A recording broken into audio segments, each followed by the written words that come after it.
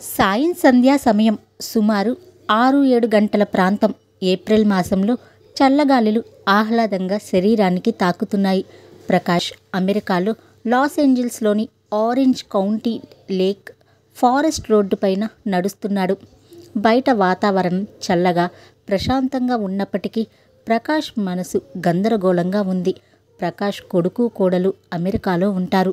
కొడుకు Venu United health గ్రూప్లో chief technology ఆఫీసర్గా చేస్తాడు. కోడలు కూడా అదే కంపెనీలో చీఫ్ ఆపరేటింగ్ ఆఫీసర్. ఇటీవలే ప్రకాష్కి మనవరాలు పుట్టింది. మనవరాలి కోసమే హైదరాబాద్లో తాను చేస్తున్న ఉద్యోగానికి హాఫ్ పే లీవ్ పెట్టి వచ్చాడు. నిజానికి తనకు అంత తొందరగా సెలవు దొరకలేదు. కానీ కొడుకు రావాల్సిందే అని బలవంతం చేయడం వల్ల ఎలాగో కమిషనర్ దగ్గర పర్మిషన్ తీసుకుని సెలవు గ్రాంట్ చేయించుకున్నాడు.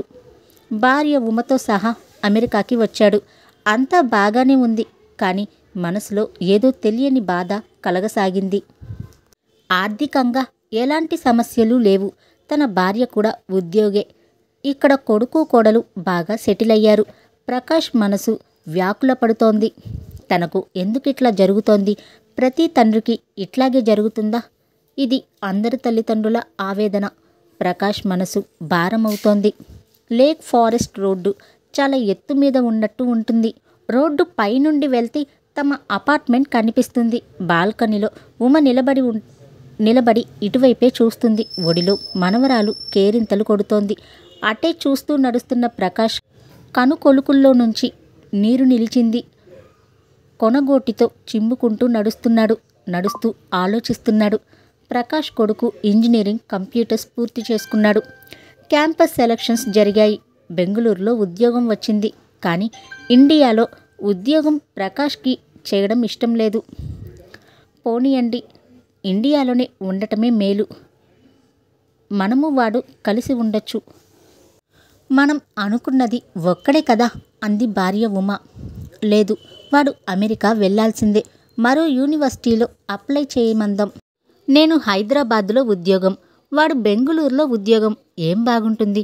కొడుకు తండ్రిని మించి ఒక్క అడుగైనా వెయ్యాలి కదా ప్రకాష్ ఆవేశంగా అన్నాడు. ఉమ నిట్టూర్చింది. ఇంతకీ వాడేమంటున్నాడు అడిగింది. నాన్న చెప్పిందే కరెక్ట్, లోపలికి వస్తూ అన్నాడు వేణు. ఉమ సంభాషణ పొడిగించలేదు. ప్రకాష్కు తన అన్నదమ్ములు కొడుకులతో మహాపోటీ. వాళ్ళంతా అమెరికా వెళ్ళిపోయారు. చివరికి వాళ్ళ అమ్మాయిలు కూడా వెళ్ళారు. లోపలికి వచ్చి కిచెన్ దగ్గర కూర్చున్న కొడుకుకు టీ ఇస్తూ అడిగింది ఉమ. మరి ఉద్యోగంలో చేరవా? లేదమ్మా, ఉద్యోగంలో చేరితే వెళ్ళలేను కదా. వీసా కోసం మళ్ళీ ట్రై చేస్తాను. ఈసారి వీసా వస్తుందిలే ప్రకాష్ ఆత్మవిశ్వాసంతో అన్నాడు. అన్నట్టుగానే వేణుకి రెండోసారి వీసా వచ్చింది. ప్రకాష్ అన్నదమ్ములందరినీ పిలిచి పార్టీ ఇచ్చాడు. అందరూ ప్రకాష్ని వేణుని అభినందించారు. కొందరు ఈర్ష్యపడ్డారు. అది గమనించి ప్రకాష్ సంతోషపడ్డాడు. అది తన విజయం అనుకున్నాడు.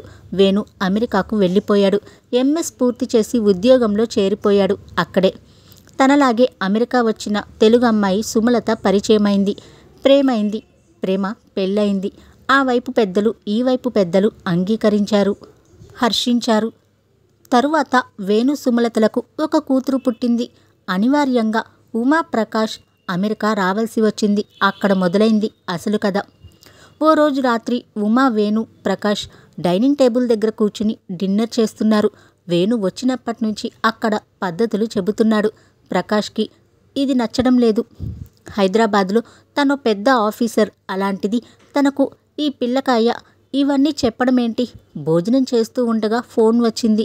వేణు భోంచేయడం ఆపి మాట్లాడుతూ ఉన్నాడు. పైపైన తేలిపోయే ఆంగ్ల పదాలతో గొంతులో ఒక రకమైన వైబ్రేషన్ తెస్తూ వేణు మాట్లాడుతూ ఉంటే ప్రకాష్కు ముచ్చటేసింది. చిన్నప్పుడు కాన్వెంట్కి వెళ్తూ భయపడేవాడేనా వీడు? తన వేలు పట్టుకుని తీసుకువెళ్ళిన వాడేనా వీడు? తాను కార్ డ్రైవ్ చేస్తున్నప్పుడు కేరింతలు కొట్టిన వాడేనా వీడు? తన దగ్గర కూర్చోపెట్టుకుని ఇంగ్లీష్ ఉచ్చారణ నేర్పించేవాడు.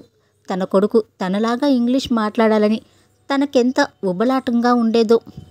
ఏంటి డాడీ, తినండి, ఇదిగో సాల్మన్ ఫిష్ బాగుంటుంది, వేసుకోండి. కొడుకు మాటలతో ఈ లోకంలోకి వచ్చాడు ప్రకాష్. నువ్వు మాట్లాడుతూ ఉంటే చూసి మీ డాడ్ ఎక్కడికో వెళ్ళిపోయారు అన్నది ఉమ. అవును మరి, నేను ఇంగ్లీష్ నేర్పితే అలా అలా నేర్చుకున్నాడు. ఇప్పుడిలా మాట్లాడుతూ ఉంటే మురిపెంగా అన్నాడు ప్రకాష్. వేణు కనుబొమ్మలు ముడుచుకున్నాయి. మీరు ఇంగ్లీష్ నేర్పడమేంటి డాడీ? అసలు మీరు మాట్లాడేది ఓ ఇంగ్లీషేనా? చాలుగాని తినండి తినండి. వేణు మాటలకు కంగు తిన్నాడు ప్రకాష్. ఉమా మొహం కూడా మ్లానమైంది. ప్రకాష్ చేయి కడిగేసుకున్నాడు. వేణుకు మరో కాల్ వచ్చింది. ఇదేమీ గమనించకుండా వేణు మాట్లాడేస్తున్నాడు. ఆకుకూరల్ని సోఫాలో కూర్చుని తుంచుతోంది ఉమా. ఆమెకు ఇండియా నుండి ఫోన్ వచ్చింది. తన పుట్టింటి నుండి కాల్ రావడంతో ఆమె మొహం వికసించింది. ఆకుకూరల మాట మరచిపోయి బాల్కనీలోకి వచ్చింది. అమ్మా చెప్పు అంటూ సంభాషణ పావుగంట కొనసాగాక వెనక్కి వచ్చింది. సుమలత బెడ్రూమ్లో నుంచి హాల్లోకి వచ్చి 2 చేతులు నడుముకు ఆనించి నిలబడింది. కోపము, అసహనము కలగలిపి కనిపిస్తున్నాయి ఆమె మొహంలో. అత్తయ్య, ఆకుకూరలలా సోఫాలో పెట్టొద్దని ఎన్నిసార్లు చెప్పాను? స్కూల్లో పిల్లవాణ్ణి టీచర్ అడిగినట్టు అడిగింది సుమలత. తీస్తూనే ఉన్నా కదా, ఫోన్ వస్తే వెళ్ళాను అని చెప్పింది ఉమా. మీరు వచ్చినప్పటి నుండి మీకు ఎన్నిసార్లు చెప్పాను? మీరు మారరు కదా. కొన్ని రోజులైనా మీ ఇండియా పద్ధతులు కాస్త మరచిపోండి. మర్చిపోతున్నాను కదమ్మా. చిన్న విషయానికి ఇంతలా చెబుతావేంటి? ఇంకా నన్నే అంటున్నారా? మీకు తెలియదు, చెబితే వినిపించుకోరు. పైగా ఆర్గ్యుమెంట్.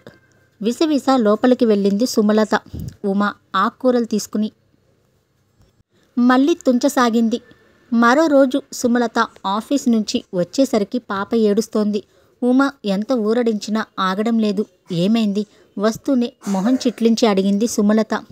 ఏమో ఏడుస్తోంది. సుమలత గబగబా వచ్చి ఉమా చేతుల నుంచి పాపను తీసుకుంది. 5 నిమిషాలకి పాప ఏడుపు ఆపింది. పెద్దవాళ్ళకి పిల్లల్ని లాలించడం బాగా తెలియాలి. మీకేమీ తెలియదు. వేణుని ఎట్లా పెంచారో ఏమో. ప్రకాష్, ఉమా మౌనంగా ఉన్నారు. పాలు తాగిందా? ఏమైనా తిన్నదా? మళ్ళీ వాళ్ళను చూస్తూ అడిగింది. తాగింది, కొంచెం తిన్నది. సుమలత ఫ్రిడ్జ్ తెరిచి చూసింది. అందులో పాప తినాల్సిన ఫుడ్ చాలా మిగిలిపోతుంది. తిందని చెబుతున్నారేంటి? ఫుడ్ అంతా అలా మిగిలే ఉంది కదా. కొంచెం తిన్నదని చెప్పాను కదమ్మా. ఉమా కూడా కొంచెం తీవ్రంగానే అన్నది. అత్తయ్య, మిమ్మల్ని అంతలేసి డబ్బులు పోసి ఫ్లైట్ టికెట్లు బుక్ చేసి పిలిపించింది దానికోసమే. అట్లా తినకపోయినా తిన్నదని అబద్ధాలు చెప్తే ఎట్లా? నేను కొంచెమే తిన్నదని చెబుతూనే ఉన్నాను. నువ్వే వినడం లేదు. ఉమా మళ్ళీ అన్నది. ఎలాగైనా తినిపించాలత్తయ్య. తినదని చెబితే ఎట్లా? కింద కార్ చప్పుడైంది. వేణు వచ్చాడులా ఉంది. సుమలత పాపను ఎత్తుకుని బెడ్రూంలోకి వెళ్ళింది. ప్రకాష్కి పూర్తిగా అర్థమైంది. ఇక్కడ తాము కేవలం పని మనుషులమే అన్నమాట.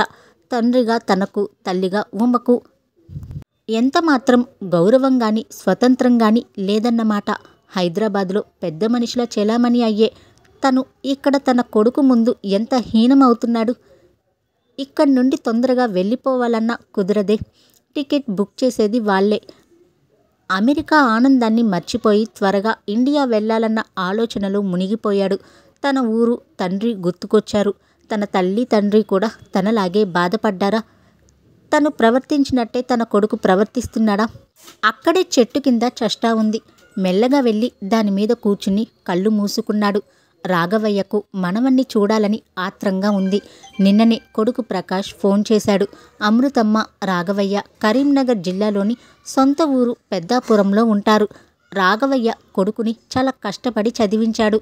రాఘవయ్య బడిపంతులు, తన మీద ఆధారపడిన చెల్లెళ్ళు, తమ్ముళ్ళు ఉండడంతో ఎప్పుడు ఆర్థిక సమస్యలే. పెద్దాపురంలో పీజీలో సీట్ వచ్చింది ప్రకాష్కి. ప్రకాష్ ఉస్మానియాలో పీజీ చేస్తూ కాంపిటేటివ్ పరీక్షలు రాశాడు. పోటీ పరీక్షలకు కోచింగ్ తీసుకున్నాడు. రాఘవయ్య ఆ ఖర్చంతా భరించాడు.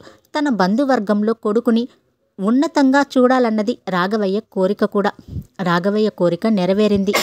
సెలెక్ట్ అయ్యాడు. తరువాత బంధువుల అమ్మాయి ఉమను ఒక పెళ్లిలో చూసి ఆమెను ఇష్టపడ్డాడు. రాఘవయ్యకు ఇష్టం లేకపోయినా కొడుకు మాటని కాదనలేకపోయాడు. ప్రకాష్కి హైదరాబాద్లో ఉద్యోగం వచ్చింది. ఉమ కూడా స్కూల్ టీచర్. తరువాత వాళ్లకు వేణు పుట్టాడు. రాఘవయ్య, అమృతమ్మలకు వేణు అంటే అంతులేని ప్రేమ. వేణు కోసం తరచుగా పల్లెటూరు విడిచి హైదరాబాద్ వచ్చేవారు. ఓ రోజు ప్రకాష్ ఆఫీస్ నుంచి ఇంకా ఇంటికి రాలేదు. ఉమా వచ్చి కాఫీ చేసి అత్తమామలకు ఇచ్చింది. తాను రాత్రి వంట చేయడంలో మునిగిపోయింది. రాఘవయ్య రూమ్లో మనవడితో ఆడుకుంటున్నాడు. వేణుకు సుమారు 4 ఏళ్ళు ఉంటాయి. స్కూల్కి వెళుతున్నాడు. వేణు హోంవర్క్ చేసుకో.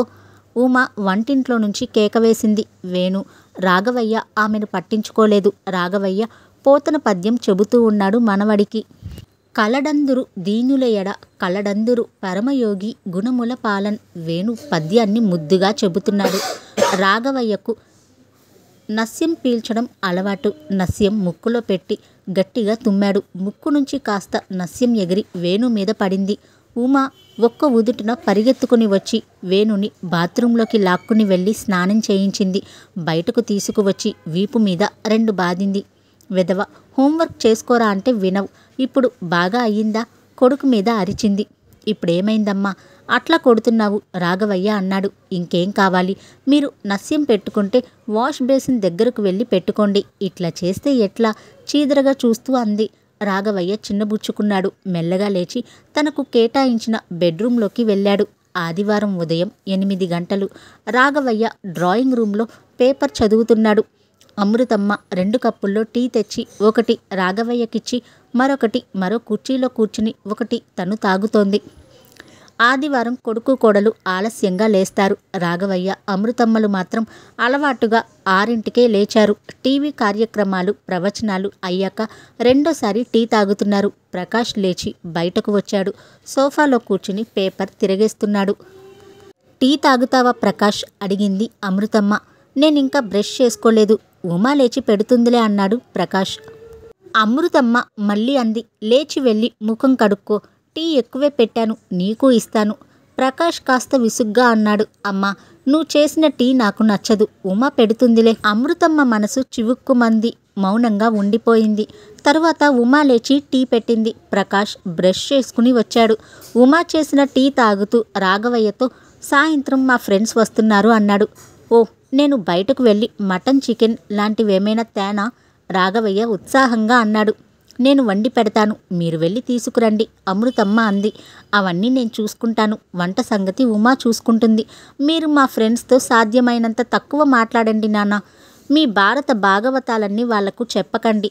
నువ్వు కూడా నీ పాకశాస్త్ర ప్రావీణ్యం గురించి మన ఊరు గురించి సోది చెప్పకమ్మా. ఇద్దరు మరింత చిన్నబుచ్చుకున్నారు. అసలు మీరు మీ బెడ్రూమ్లోనే ఉండండి. తప్పనిసరైతే నేనే మిమ్మల్ని వాళ్లకు పరిచయం చేస్తాను. ఓ చిరునవ్వు నవ్వండి చాలు అన్నాడు. రాఘవయ్య లేచి వరండాలోకి వెళ్ళాడు. అమృతమ్మ లోపలికి వెళ్ళిపోయింది. తెల్లవారి ఇద్దరు ఊరికి వెళ్ళడానికి తయారయ్యారు. అదేమిటి వెళ్ళిపోతున్నారు? 1 నెల రోజులు ఇక్కడ మనవడితో గడపాలని వచ్చారు కదా అన్నాడు ప్రకాష్. లేదు, వెళ్ళాలి. చాలా పనులు మిగిలిపోయాయి. పనులు ఎప్పటికీ ఉండేవేగా. ఉమా వచ్చి అంది. రాఘవయ్య అమృత వాళ్ళ మాటలు వినకుండా తయారయ్యారు. వేణు వచ్చి నేను ఊరొస్తాను నానమ్మ అని ఏడవడం మొదలుపెట్టాడు. అమృతమ్మ వేణుని దగ్గరకు తీసుకుని మళ్ళీ వస్తాగా అంటూ బుజ్జగించింది. ప్రకాష్కి ఆనాటి తల్లిదండ్రుల ఆవేదన ఇప్పుడు తన పట్ల వేణు ప్రవర్తనతో అర్థమవుతోంది. అప్పుడంటే తన అమ్మకు నాన్నకు మనసు నొచ్చుకున్న కోపం వచ్చినా వెంటనే వెళ్ళి బస్ ఎక్కేసేవారు. ఇప్పుడు అట్లా కాదే. ఫ్లైట్ బుకింగ్ డేట్ వరకైనా ఆగాల్సిందే కదా. భారతీయ కుటుంబ వ్యవస్థలో పేద కుటుంబాలలో తిండి పెట్టని సంతానము, మధ్యతరగతి కుటుంబాలలో సూటిపోటి మాటలతో నిర్లక్ష్య ధోరణి, ధనిక కుటుంబాలలో ఏకాకులను చేస్తూ తల్లిదండ్రులను ఎంత బాధకు గురి చేస్తున్నారో. ఇది వ్యక్తుల లోపమా, కుటుంబ వ్యవస్థలో లోపమా? ఈ నిర్లక్ష్యానికి, అగౌరవానికి ప్రతిఫలమే పుట్టగొడుగుల్లా పుట్టుకొస్తున్న వృద్ధాశ్రమాలు. నిట్టూరుస్తూ అనుకున్నాడు ప్రకాష్.